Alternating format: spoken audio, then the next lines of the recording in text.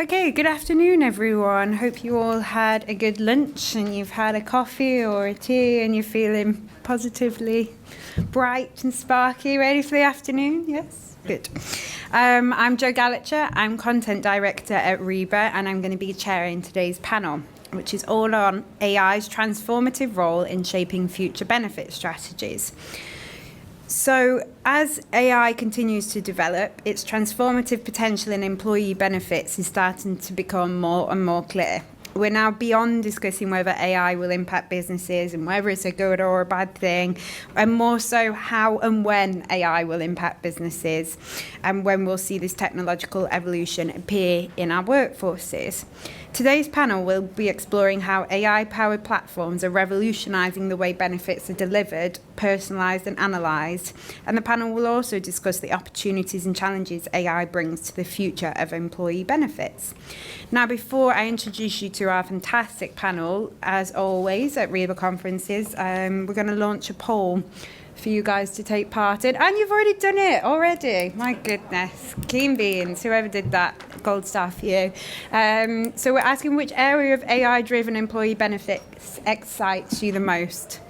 So we're looking at the positives as well as the challenges today, and it'd be really interesting to see what you make of this. And please do remember, throughout the session, if you want to ask our panel, which is absolutely fantastic and super knowledgeable, if you want to ask them anything, just pop it into the Slido app, and we'll do our best to get those questions answered for you. So personalisation and tailored benefits delivery is looking to be the most exciting part of the AI journey. Following that is predictive analytics, enhancing employee engagement, and then cost efficiency and savings is actually the least, which really surprises me, because if anyone was with me for the Future Benefits panel this morning, the budgets were the biggest challenge. So it's really interesting to see that cost efficiency, maybe people don't tally it with AI, maybe they think it's really expensive. But thank you very much for contributing to that, and please do remember to get your questions in. So, our lovely panel, could you introduce yourselves and explain how AI has changed the way employee benefits are designed and delivered in your organisation? Now, I'm going to go to Evan first because it's slightly different for you. Hello. Yep. Thanks, everyone. Thanks for being here. So, for those that know Peppy, we were originally a clinical product company, and then AI came along. We were going to originally sort of deploy that AI onto our clinical products, but then we saw the opportunity, I think, in the bigger picture and the feedback we got from clients. So we changed the entire company and said, right, we're going to be an AI-first platform company. So for us, it's basically changed everything. Hello. Good. Hi, I'm Peter Frampton. I head up talent, performance and reward at the consultancy firm Teneo. I would say for us, I think the AI journey is kind of just beginning. But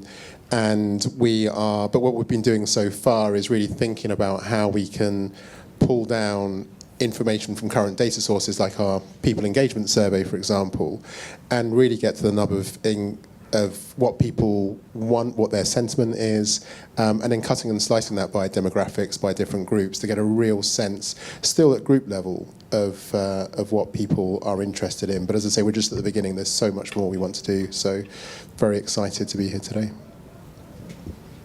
Perfect. And is this working? Peter handed me the mic that nobody tried, so here we go. I am Samantha, Sergent. I lead up international benefits at Microsoft, and our AI journey started over a year ago. Copilot is now a year old. Feels like it's been around for 10 years and 2 minutes at the same time. And we recently launched, as of last week, Employee Self-Service, which is a Copilot-led employee question input for all of our HR data. So we're beginning, we're in it, and we're figuring it out as we go. Wonderful. So you guys are probably ahead of the curve slightly with your AI journeys. And we're seeing a lot around types of personalisation and how AI can make you feel like you're the only person in the room and your question is just for you and you alone, which I know that Peppy is focusing on a lot. What are we already seeing in terms of that personalisation in the reward and benefit space, and what could we expect to see in the future? You're also knowledgeable, you could all answer this. I'll go to Evan first. Thanks. So what we're seeing, a few advantages. The most obvious one is personalisation. So with outbound email comms, for instance, our message to prospects is, for decades you've been sending the same email to the whole workforce, and how can that reflect diversity and the varying needs across the workforce? So rather than sending one email to 10,000 people, now you can send 10,000 emails to 10,000 people and more. So really just AI just opens up a whole new world. Peter? Thank you. Yeah, sure. And I think the other side of that as well is delivering benefits at the point in time they're needed. So historically, we send kind of big emails out to everybody, these are all the benefits you've got, or you do your annual elections, and then at that point in time, you don't have any kids, and then a few months later, your partner's pregnant, and then suddenly, the benefits that the firm offers, there'll be a whole range of things that the firm offers, but your first thought when you've got some great news about a baby on the way isn't, I'm going to go log into my benefits platform and see what benefits I've got. Whereas with something that's much more intuitive and understands you as an individual better, so you interact with it, and then it will remember things and it will store things, and then, to Evan's point, will then surface them as and when you need them, but also gives you the ability, through natural language interfaces that AI does, allows you to then just very quickly ask something, as opposed to being sent to an employee handbook or having to go into an HR ops help desk and finding a very generic kind of perspective rather than something very tailored and specific to you. Yeah, I love that. And I think one of the areas, I'm going to play a little bit of counter on that. We're still at the beginning, right? We're really building out these employee experiences based on content that exists today. And then the next step of that is personalization. And then the next step of that is almost hyper-personalization, where we're talking about what hospital can you go to? How do we link you into other AI experiences in the healthcare organization? How do we continue to build those connections? But one of the things I'm curious about with this audience specifically is, can you raise your hand if you think you're really at the very beginning, haven't even started in AI? Or raise your hand there, really just thinking about it, haven't gone there yet. Okay. And then if you're in it and you're building content and you're building strategy behind what this could be, and you're really ready for that next step around chat, are you okay? Yeah. Okay. Raise your hand if you're advanced-ish around AI. Okay. Cool. This just gives us a better idea around, let's talk through how to make that happen. I think I'm hedging my bet on what comes. There's a lot of hope and excitement on the employee engagement side with what is going to come with AI. Are we there yet? No. But what we've seen happen in the last year, 2 years, has been pretty magnificent. And I think what's going to happen in the next 18 months to 2 years is really going to be exponentially different than where we are today. Definitely. And on that point, in terms of hedging your bet on what comes, so we're going to see all these new developments, but then how can employers measure the success of any kind of AI integration within their current system or a brand new system? How will they know whether it's working or not? I'll stick with you, Samantha. Yeah, for me, it's really time. So our whole goal is to get time back to employees so they're doing the job they came to work to do, or they're being able to do things in their life that they want to do, rather than reading through content, going to websites, calling this person, calling that person. Trying to manage healthcare right now is hard, right? You have to be the one managing that on your own. If we can use AI to build those connectors, you get that time back, and you get to use that time in a way that is either work-related, or hopefully it's doing something you love that's not work-related. Because I have a hard time sitting up here going, spend more time at work if you get your time back. No, go spend the time doing those things that you love. And I think the feedback, the consistency, the accuracy of those responses are going to be huge. And that's a big one. Yes, we've launched AI. We still have to make sure that stuff is correct. We get some funny responses sometimes. Yeah, and I think for me, there's a few things that I would also add on to that. I think that's very good. But clearly you've got things like utilization. So understanding how much people are using each benefit. With AI, with personalization, with kind of hyper personalized comms, then you would kind of expect higher utilization of different benefits. Equally well, kind of engagement and sentiment, so the extent to which people would say that your firm has got a comprehensive benefits package that's valuable and useful to them, you would hope to see that increasing. And I think kind of longer term, particularly on the health side, if people are engaging better with their healthcare, are taking their health checks, are doing diagnostic tests, that are relevant to them, their age, their, pre-existing conditions, etc., over time, you would hope to see reductions in some of your large medical claims, so, late-stage cancers or musculoskeletal issues, which have just grown and developed over time. So I think in a longer term, and that's going to be more of a trend analysis, because obviously there are fluctuations year to year depending on what's going on. But for me, that's definitely where we square the circle back to the cost piece that you mentioned before, is that actually you should see, hopefully, the benefit of those investments start playing through. And those numbers are pretty big. We were talking about double-digit increases in health premiums year on year. In 7 years, you've doubled your costs. So, I think that for me is definitely a really, really exciting space to see that change happen. And let's not forget as well, if people are picking up cancers earlier or avoiding, real kind of severe musculoskeletal issues, for them as an individuals, their lives are happier, healthier, their longevity is better. So not only is it delivering cost benefits for the firm, but also delivering real, tangible, meaningful benefits for our people as well. You answered. I was about to say utilisation, but Peter answered it better than me. Our position is if you solve the communication and awareness problem, then you're going to get the right utilisation. So not only more utilisation of the right benefit, but again, the downstream cost savings. But right now, you're launching a benefit and you don't know, is it my comms that is actually getting in the way of discovering whether it's the right benefit? Is it executed poorly? Does the workforce not even want it? Until you actually solve that communication problem, how do you know? So the first thing we're looking to see is to give a benefits manager such as Peter the opportunity to get much better insight into, have I got the right benefits package for the unique needs of my workforce? And our position is, if you solve that communication awareness problem, then you're a long way down track.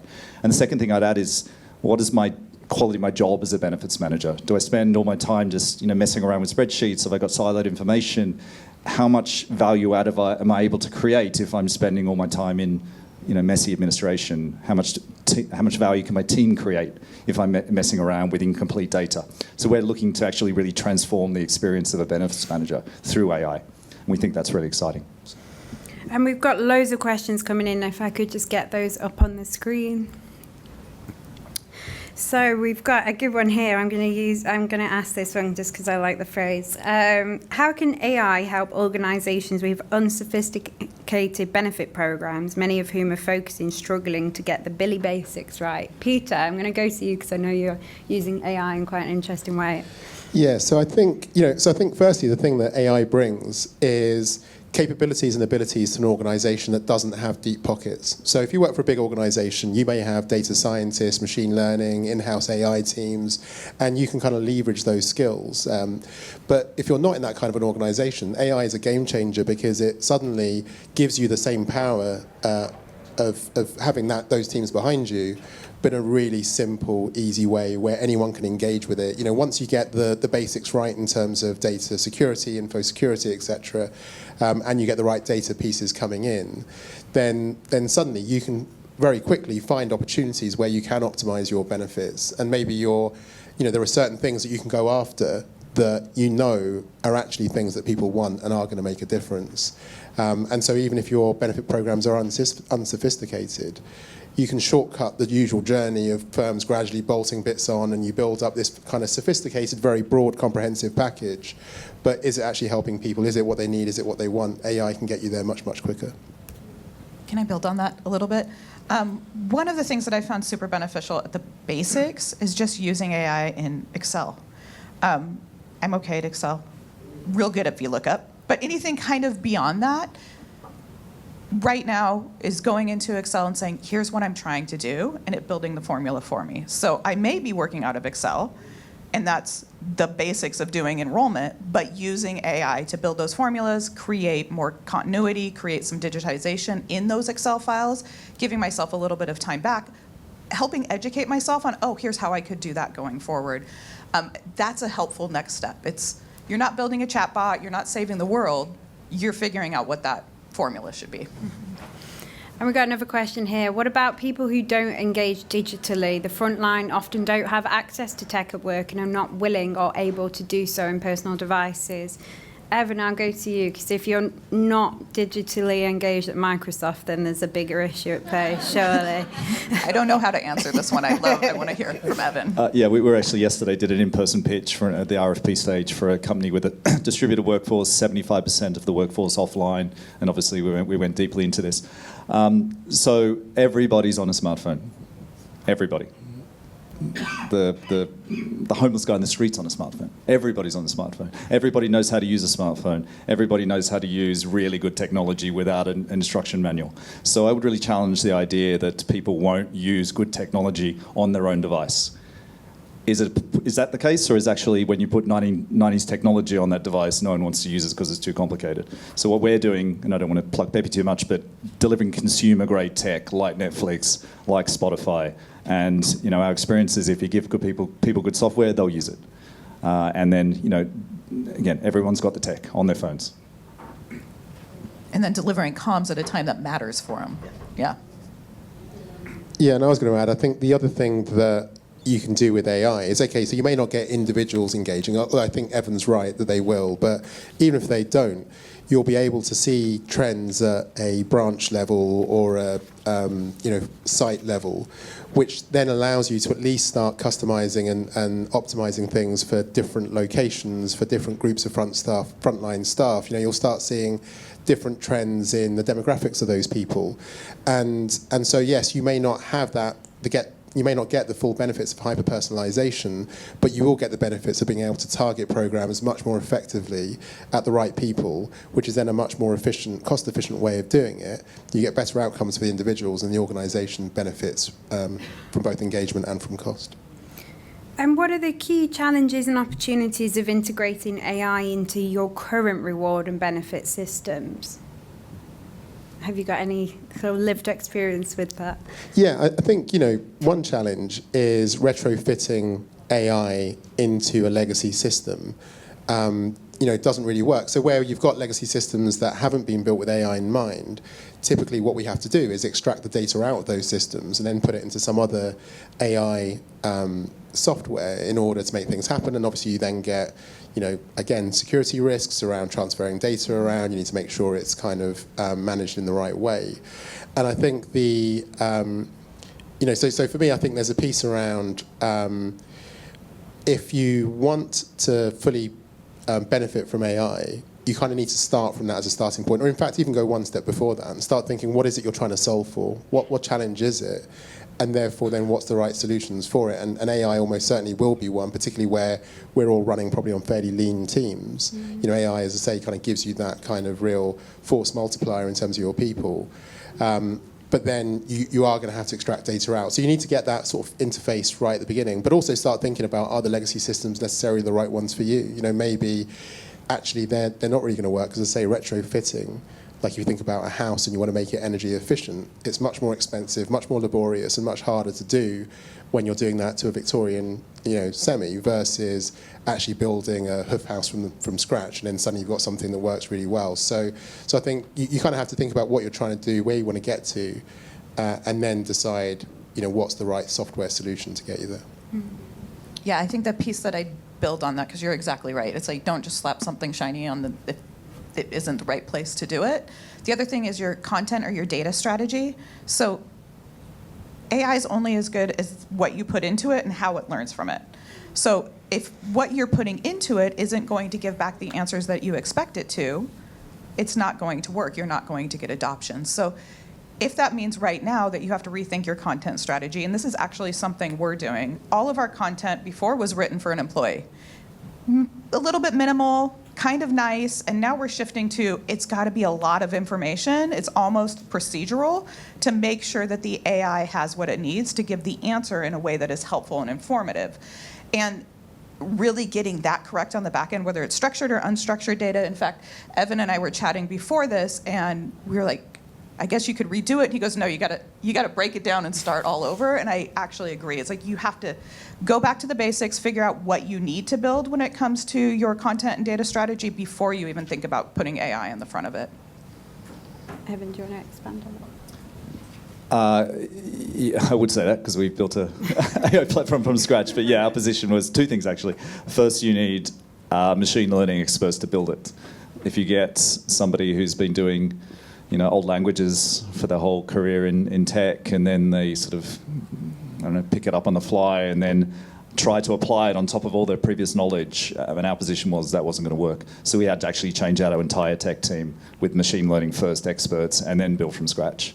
And then, now we're working with clients to say, okay, we need to make sure the right data goes in, otherwise you're not going to get the analytics you need. But even with the AI, with our platform, we're going to be giving you access to data that was never possible before.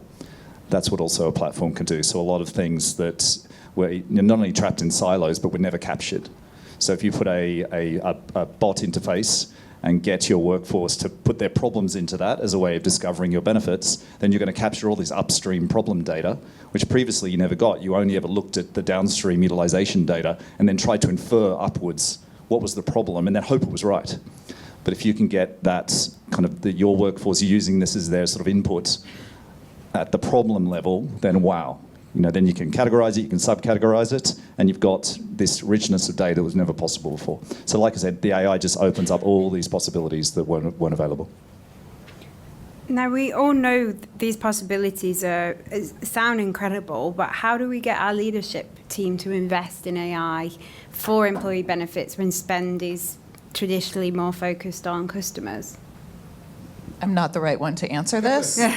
We have a leader who's very invested in AI, and that's trickling down as one of our core priorities. So, to you, and I would love to hear kind of, as you're working with companies, how are you trying to sell that strategy behind it? Yeah, because you must be speaking to leaders all the time, right, Evan? So we get the full range. So I've literally had a banking leader, I won't say who, obviously, a global bank, and their InfoSec team has literally locked down the entire global bank's potential to use AI. They've created a committee of something like 30 people. Guess what type of individual joins a committee like that? To actually police AI, and basically computer says no, and they can't get anything through. True story, I thought the guy was going to cry on the Zoom call as he was describing this. I'm not exaggerating. Then we get other organizations where the CEO is pushing it, such as Microsoft. And people are actually under pressure to demonstrate, as part of their, almost like a KPI, demonstrate how they've adopted, how they've sort of rethought their day-to-day jobs, how they've rethought their team's jobs to find opportunities. I don't think there's an expectation that, within 6 months you'll have rolled out something, but as a professional within those organizations, the expectation is you're upskilling yourself, you're upskilling your teams. And a good sort of prima facie indication that is, are they using ChatGPT or equivalent? Is that started to become a regular part of their professional lives? So I, for instance, I'm probably on it 20 times a day. I don't use Google anymore so much. Google's like a backstop after using ChatGPT. Though there are organizations which demand that, let alone expect it, there's organizations where it's locked down. And there's everything in between. Yeah, it's, I think where we are in the adoption curve of AI, we hit this all the time. Our perspective is it's a long game. We respect and acknowledge the constraints of the business kind of prospects we work with. We try and work with them to give them some of the information that might make this feel more possible with an organisation. So, for instance, there was, I think it was a reality, but certainly not now, that your employees' personal data will hit OpenAI, they could use it, it could be a leak or something. That just doesn't happen in well-designed AI anymore. People are also concerned about their commercial data being used to train models or getting captured in data models. That doesn't happen anymore with enterprise kind of accounts. So some of these things that are perceived to be major problems really aren't major problems. So we can start, providing some insights around that. But it's a long game. I think we're at the start of an adoption cycle. The good news is that this is the fastest adoption cycle in tech ever. And I think, Sam, you could speak about that. So if you think about, the way the internet came in, I think for those that are around in sort of 1996, you sort of started hearing about the information highway. And really it was about 1999 that everyone had an email. And I think the original, the Netscape browser, 1995. So there's about a 5-year engagement. But I think the adoption of ChatGPT, for instance, now is huge in 12 months. So it's happening faster, which is good news. And I think eventually the leadership will realise that I can't say no to this anymore. I'm getting left behind. And how can I expect to attract, engage, and retain the best and brightest if I'm not allowing them to use this tool. So that's the other sort of trend we're seeing. This sort of, it's opening up pretty fast, which is I think great news. And for anyone in this room, you've self-selected to be in this room. There's a lot of people not in this room because they're not interested. So I think anybody in this room is also kind of, whether you realise it or not, are on the front line as well. So.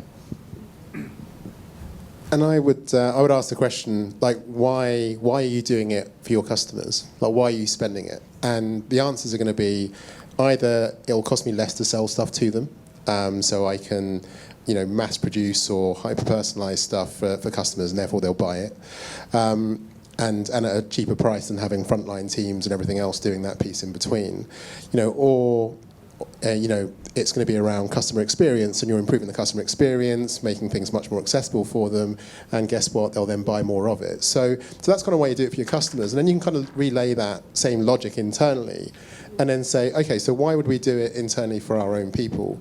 Because we can deliver, better benefits that are more optimized for the individuals, that actually give them a better experience, a better feel for the organization, because the culture comes through. So this organization cares about me and has provided these great benefits. And let's face it, lots of companies do provide great benefits, but our ability to communicate and relay that's not very good. Suddenly with AI, you can do that. So now you're spending money already on these things. Why don't you go and get the credit? Why don't you actually use AI to make it more accessible, make it easier for people? And then people start going, actually, yeah, this company does care about me, and actually the money you're spending actually suddenly does make sense. And I think that similarly as well with the cost element as well. As I mentioned before, if we can get people using the right benefits at the right time, then we do have a chance of avoiding much more expensive kind of conditions down the line, which will feed into higher premiums, which will ultimately cost you more money. So making an investment today in order to avoid a bigger cost in the future kind of makes commercial sense. And that point around, as I say, you're already spending money, get the full benefit from it. And I would definitely link those two things together. Your people are customers in a sense, because they're customers of your organization, your brand, right? They can choose to leave. So again, you want to retain your customers externally, retain them internally as well. We got some more really interesting questions coming through here. What elements of benefits delivery do you think AI won't be able to help you with, if any? The human element of it. Yeah. I think there's still this whole aspect on making sure that everybody knows that you care. And I love what you were saying around really getting the information out there. We know we have good benefits. We know we want to care. Our employees aren't getting that because we aren't getting that out to them. But we still need to understand, what do we need in those countries? How do we support on a cultural aspect? How do we make sure that we are thinking about how this strategy moves and not having AI define what we're doing as a company? There is administrative work that will go away. There is an employee experience that's going to be elevated beyond what we're able to provide now. I think we're going to learn, like I said, in 18 months to 2 years, what that really looks like. It is a partnership between what AI does for us and what we do for AI. I don't think they work at all independently. It is us going together. And I think we're going to have a really awesome story to tell once we can do this together. Anyone want to add anything? Yeah, I was going to say the human won't get replaced, in my view. So I don't think there'll be an AI GP. I think there'll be an AI co-pilot for the GP. Because I think humans will always want to see another human. A good example of that is, I think when the internet really broke out, everybody thought the real estate agents were dead. Why would you need it? You've got perfect information. Why do you need a real estate agent? I think it's going to be the same in many, many levels, where theoretically you might be able to just use technology, but people won't want to. And I think that'll also pertain to benefits professionals. There's a point of complexity where I think your internal customers will want to speak to someone who understands the company more deeply than the tech ever will. I think what you'll get rid of is all the sort of, how many days leave have I got? All the sort of the equivalent of tech, first line tech support, the easy stuff that probably irritates you. That'll go away, which will free you up to, I think, deliver a better service internally and actually create better human relationships. So that idea of co-pilot, not replacement, I think is where this is all headed. And it's interesting you say that, Evan, because some suppliers are using AI in their call centres, etc. And a lot of people kind of get annoyed at the chatbots and they're not quite answering the question. I just want to speak to a human, etc. Can you see a world in which we move past that and it's just so sophisticated? And also, is there an ethical issue there when someone thinks they're speaking to a person but they're actually speaking to a computer? Yeah, I think there's a big experiment going on with this at the moment, so particularly in the US. So the AI is now so good in terms of mimicking a human that you don't know you're speaking to a human. They don't tell you you're speaking to a human. The world is experimenting with this at the moment. I think for transactions that just don't matter so much, ultimately I think the cost saving will win. But for those transactions where it does really matter, again, it will be Copilot. So I think some things will go away, but how many telephonists don't exist anymore because the tech was good enough? How many typing pools have you got in your organisation? How many secretaries have you got versus 20 years ago? So there's a lot of low value work. I shouldn't say low value, but there's a lot of highly transactional, easily automated work, which no one wants to do, let's face it, and it frees up people to do, I think, more value adding and actually more satisfying work. So I think some things are going. I think there'll be these kind of spam bot AI farms hitting your phones. And we haven't even hit yet, so on LinkedIn and email, the automated AI, hyper-personalised spam engines, they're going to hit. So that's going to be interesting. But again, it's low value. No one wants to do it anyway. The good stuff, the high value stuff, I think will stay. Yeah, I completely agree. And I also think there's ethics and transparency. So making sure when you're chatting with a chatbot, you're getting told up front, it's an AI bot. You're not talking to a human. Let's not be fake about that. But also, I think I'd rather start at a chatbot and see if it can just answer my question than having to call anybody. That's going to kind of be my personal last resort. Everybody's built a little bit differently, but I do see kind of this trajectory into, let me see if I can get this question answered. I joke a little bit about content because we have a lot of content at Microsoft, everything you can think of. If I can't find it in those first 2 sentences, I'm probably going to go put in a ticket because I can't be bothered to read all of it. So just being able to use the AI to get there, but knowing what am I talking to, how has it been set up, what is it pulling from, is valuable for me because I'm putting trust in that response, and I want to make sure I know that this is AI. I'm not talking to somebody. If I need to talk to somebody, if it is an emotional issue, it is somewhere where I really feel like I want a human in there, I will go do that. Yeah. But I'm going to want to start with the chatbot. And could you talk a little about the practicalities of bringing in more AI? So there's a data security risk or legal data perspective, fraud, etc., or just the ethical issues. What are the big blockers for organisations, for reward practitioners? Yeah, I think, what we're starting to see is more and more firms obviously jumping on AI. And you're then seeing a proliferation of different possibilities, say legacy organizations also kind of developing their own one as well. And I think picking and choosing the winners is going to be the kind of key, the key to kind of navigating your way through that. You don't want to end up with something that, starts dying a slow death and you've kind of backed the wrong horse. So I think there's a bit around, getting to know the different platforms, the people behind the platform, going back to this concept of, it's not just cost and technology, right? It's the people. Like, what are they trying to drive for? What is it that they want? What's their, going back to like that kind of purpose, mission, values. What is it that they want? And does that resonate with you, with your organization? And then you start partnering and working with an organization that then you can start building that relationship with, that gets to know you, understand you, and you can then co-create and co-develop, which I find is a little bit of a proxy for how it works with AI. AI is only as good as the information you're feeding it. So, for example, if you're looking at benefits, and you have to get past that sort of initial trust bit. And I think people are getting there because people are using ChatGPT all the time. But if you're starting feeding it with, these are my kind of goals and aspirations from, the life in general or health or whatever, and these are the conditions I've got, or these are the things that I'm worried about, then the AI will get smarter and will then be able to help you. And I think it's the same with the organizations that we partner with, the platforms we're working on, like them getting to know you, you getting to know them.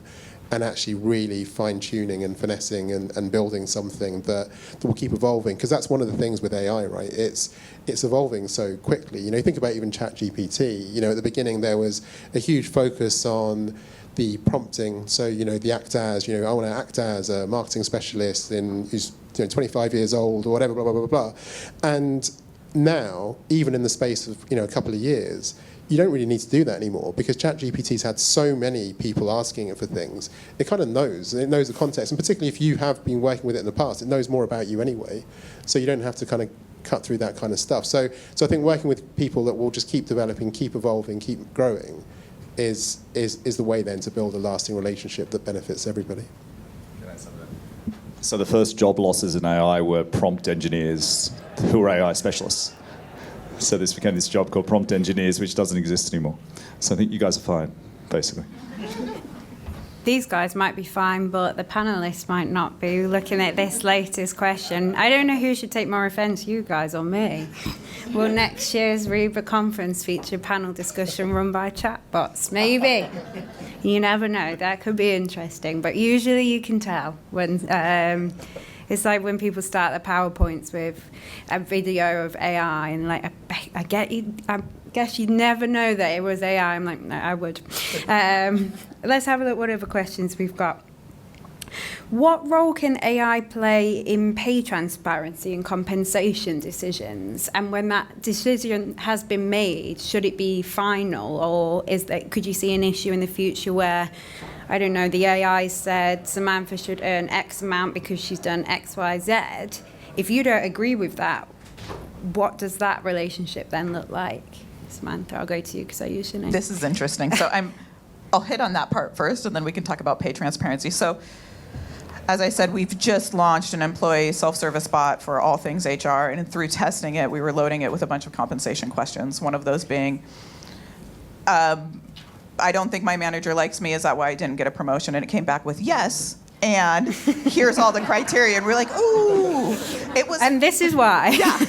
And it was fine after the yes. But as the employee, I read the yes, right? And so where I was going with that is, one, we have to get really clear on what those outputs are and making sure if there's questions we don't want it to respond to, we should block that. Like if you put in, I've been diagnosed with, how should I deal with this? It should not be giving an answer. We have to test to make sure what those outputs are actually make sense.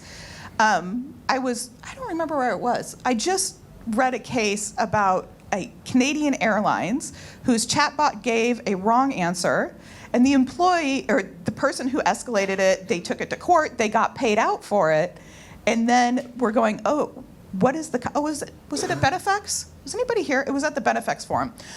Sorry.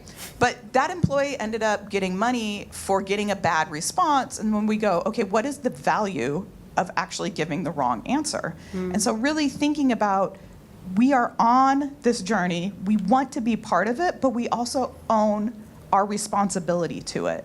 And making sure that the outputs are things that we are aligned with. And with items like comp and ben, it's sensitive. So how do we support the outputs of the chatbot and also say, hey, it's a chatbot, we're starting there, we may give you a different answer as a person and not put the accountability fully on the chatbot. And I think a lot of that's going to come out of the learning model. A lot of that is transparency, a lot of that is disclaimers in those programs.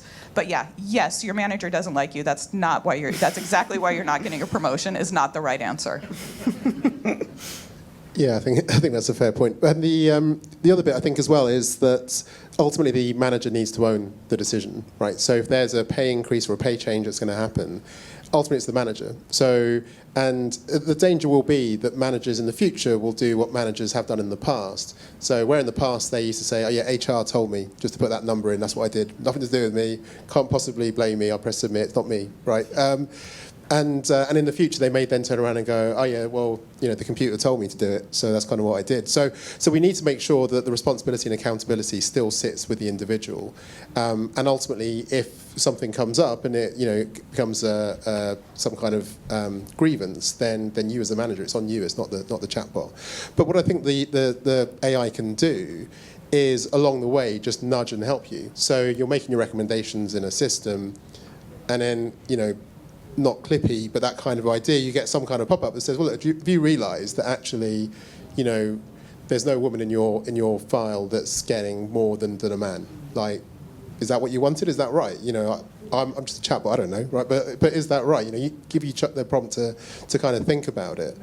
And to do it up front before you get to communication, and then again you've suddenly got a disengagement issue, and sometimes it can be as well, you might have given people what you think are really good increases, but actually there is something you've missed, and it could be around the person's performance across the year. So again, you think longer term, if you can feed an AI with performance data, with feedback information, it can get a really good rounded response, and then again prompt you and just say, this person's had really good feedback across the year, you've been giving them really good feedback, does your pay recommendation reflect that or not?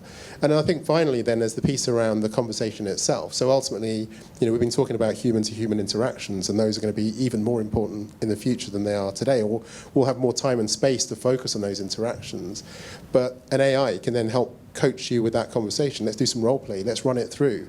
So I'm going to tell you this, and then it will kind of, play different roles and different characters back to you, to again test and refine and help you. And also, we need to think about how AI can democratize things. So it's not just about arming managers with all this great information and this great role playing, and they're ready and they're like fully, kind of lined up with all the answers, but you're also giving it to the employees themselves. And then they're doing the role play in inverse. So they're ready and they've got data and they've got information because they've loaded their feedback data in there, or they've got access to the same information that the manager has.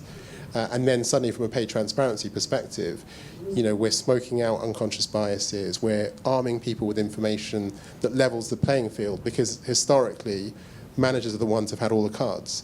They know, the context around the bonus pool, around salary increases, they know how the company's performing. You as an employee don't have that. You've got like a 10-minute, 15-minute conversation, you're going to be in trouble. So I think there's huge potential. There are, exactly to your point, I think some challenges and hurdles along the way, but I think we'll get there a lot faster than we think. I love what you just said, because one of the things we've been doing is some of this AI around rewards and conversations around promotion. And what it does now is it just says, hey, I see your justification. You may want to consider thinking more about diversity and inclusion, or you may want to build out this section. But what it doesn't do is have the conversation for the employee. So it empowers me as a manager to really think about, am I justifying rewards in the right way? I'm the one having that discussion with the employees. That rewards piece has been fascinating, because I think I have a really darn good justification, and then AI gives me some feedback. Sometimes I'm open to it, sometimes not so much, but it's been so helpful in really holding me accountable as a leader to make sure I'm thinking that through. Yeah, again, it's Copilot. Yeah. Now, is there a way to implement any of these AI solutions without major financial investment? You may as well ask the question, I guess. There's a lot of really low cost or free opportunities of AI out there, and ChatGPT is super low cost. And if that's all you have access to, pay for it yourself. It's a few dollars a month, a few pounds 20. a month. Go give it a try. Like, really just getting good at understanding what's out there is going to build your capability. Building your capability is going to make you strategic for where you go in your career. These capabilities are only going to get deeper. So you can absolutely use many solutions that are out in the market today. You don't have to buy a whole install of a Copilot for all of your Microsoft products. There's plenty out there that you can go learn from. Yeah, I'm a huge ChatGPT advocate, and it'd be unthinkable for me to not have premium ChatGPT. I couldn't operate. An analogy, I always think about Google Maps. I don't know, does everyone use Google Maps all day? How much would you pay for that if you had to? I've kind of done the thought experiment. I'd probably pay 20 quid a month, because I use it so often, it's so ingrained in the way I do things. And ChatGPT is the same for me. I just happen to pay for it because there's no advertising model behind it. So I would strongly urge everybody to get premium ChatGPT, start using it. I'd also strongly suggest to people, are you working in a company that's embracing AI? Because if you're not, you're putting your career at risk, or you're potentially putting a decelerator into your career. So if you're working for a company that's adopting this rapidly, then you're going to be the person who's going to get the job in 5 years, because guess what? Your next employer in 3 to 5 years is going to say, so what's your AI experience? What have you implemented? What was the ROI? What was the results? Who's going to get the job? The person with the case study, the person who says, oh, actually, I couldn't do it because of X, Y, Z. So I think people should really be thinking about this, if you believe that this is the direction everything's headed. So I wouldn't limit the question to the scope of what I can do based on the permission I've got within my employment situation. You can take it outside of that. Lovely. Well, that's some really good, inspirational, if not slightly terrifying words from Evan to close us up on this session. Huge, huge thank you to our fantastic panel. Big round of applause.